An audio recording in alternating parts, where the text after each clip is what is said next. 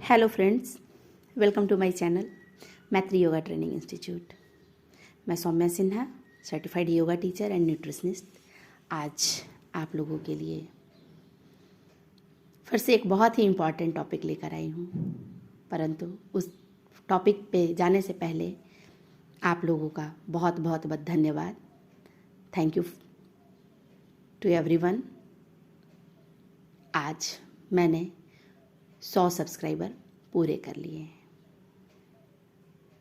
तो इसी प्रकार आप लोग मेरे वीडियो को लाइक कीजिए, चैनल को सब्सक्राइब कीजिए, बेल आइकन प्रेस कीजिए ताकि आपको हेल्थ रिलेटेड नई नई जानकारियाँ मिलती रहे। तो हाँ फ्रेंड्स, आज मैंने अपने टॉपिक से आप लोगों को अवगत नहीं कराया, शुरू में नहीं बताया कि आज की टॉपिक है क्या, परंतु आज का टॉपिक बहुत ही इम्पॉर्टेंट है। हर पर्सन परेशान है इससे। हर पर्सन को लगता है कि ये बहुत बड़ी प्रॉब्लम है। तो आज का टॉपिक है कोलेस्ट्रॉल। बहुत सी भ्रांतियाँ भी हैं इसको लेकर, समझ में ही नहीं आता ये है क्या, हुआ कैसे, बहुत सारी बातें हैं। तो आज मैं बताऊंगी, इसके बारे में बताऊंगी, इसको मैनेज कैसे करें।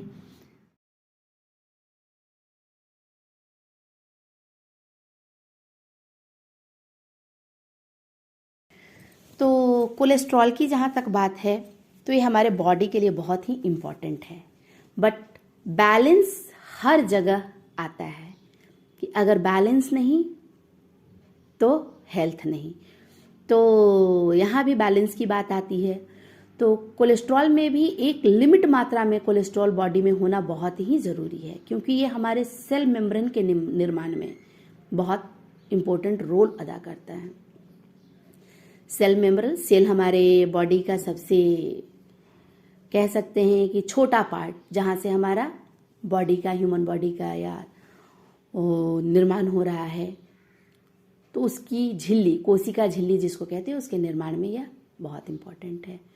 इसका मतलब ये नहीं, बहुत से लोग ये सोचते हैं कि कोलेस्ट्रॉल होना ही नहीं चाहिए। नहीं, ऐसा नहीं है। कोलेस्ट्रॉल होना चाहिए, बट एक लिमिट मात्रा में। लिमिट से अगर ज़्यादा होता है तो ये कोलेस्ट्रॉल आपको नुकसान पहुंचाता है। तो हम ये जानेंगे कि आता कैसे है, हुआ कैसे।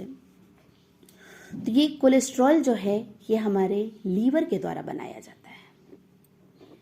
लीवर के द्वारा बनाया जाता है और ये हेल्प करता है हमारे हार्मोन्स को बनाने में, कोशिका झिल्ली को बनाने में, सेल मेम्ब्रेन को बनाने में, और इसके साथ ही साथ बाइल जूस, जिसे पित्त भी बोलते हैं, उसको एक्सक्रीट करने में हेल्प करता है। बाइल जूस का मुख्य काम क्या है? आपके वसा का, फैट का पाचन।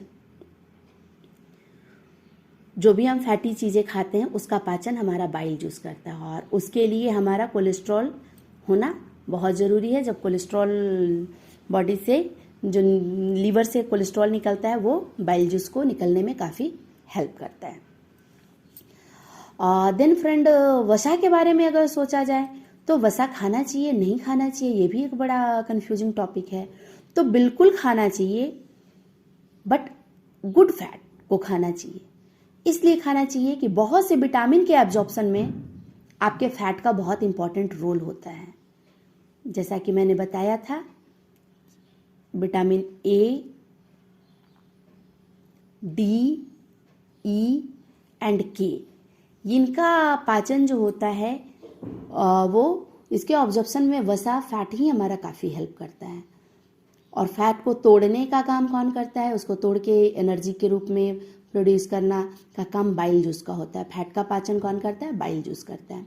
जो बाइल जूस है वो पित्त से निकलता है, गोल ब्लैडर से, और वो फैट को तोड़ता है गुड फैट में और ट्राइग्लिसराइड में।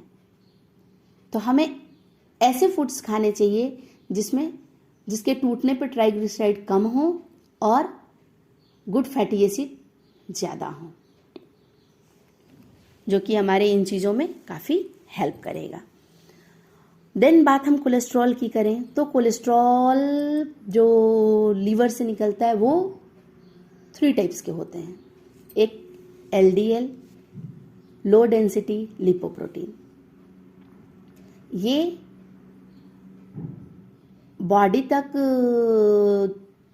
बॉडी में जब हमारे नसों में जाता है तो ये फिर लौट कर नहीं आता, ये वहीं रह जाता है और हमारी नसों की दीवारों में जमता है। तो ये हार्ट डिजीज का कारण हो सकता है। इसके आगे अगर हम बात high density HDL, high density lipoprotein की करें तो ये अपने सारे काम को, जो भी रिसाइकलिंग का काम है, फैट को, जो गुड फैट हैं उनको कोशिका झिल्ली तक लेना हो, हार्मोन्स का निर्माण हो, इन सब साइकिल को पूरा करने के बाद फिर से लीवर में बैक हो जाता है। तो इसलिए हमें ये कोई नुकसान नहीं पहुंचाता। इसलिए इसकी एक अच्छी मात्रा होनी बॉडी में बहुत ही जरूरी है। वेरी लो डेंसिटी लिपोप्रोटीन जो तीसरे तरीके का है, ये बहुत ही खतरनाक है।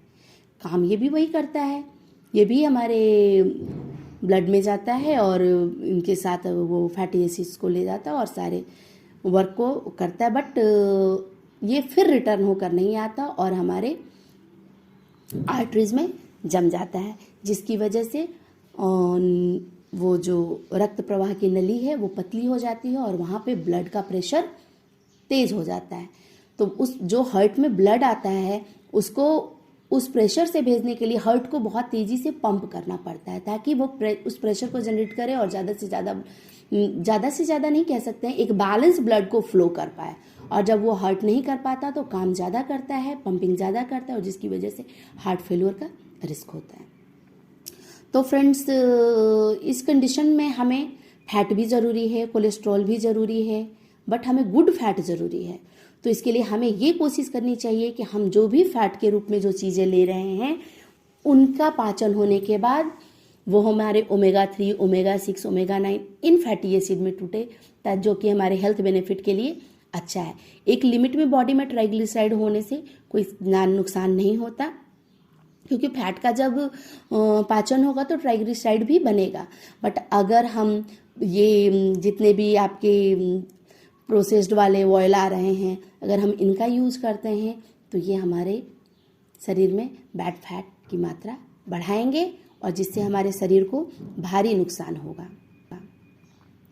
देन फ्रेंड, यहाँ पे आपकी लाइफ स्टाइल, आपकी सेडेंटरी एक्टिविटी लेवल भी इसमें काफ़ी रोल अदा करता है, क्योंकि जो भी फैट्स हम खा रहे हैं वो हमें एनर्जी देता है और उस एनर्जी को यूज करना बहुत ही ज़रूरी होता है। तो उस एनर्जी को यूज करने के लिए आप किसी तरह की एक्टिविटी करें, जैसे योग करें, एक्सरसाइज करें, हाफ एन आवर की वॉक करें, अपनी सीढ़ियों पे चढ़ना उतरना करें, अपने सामान खुद ढोकर लाएं दुकान से, सब्जियां लेकर आएं।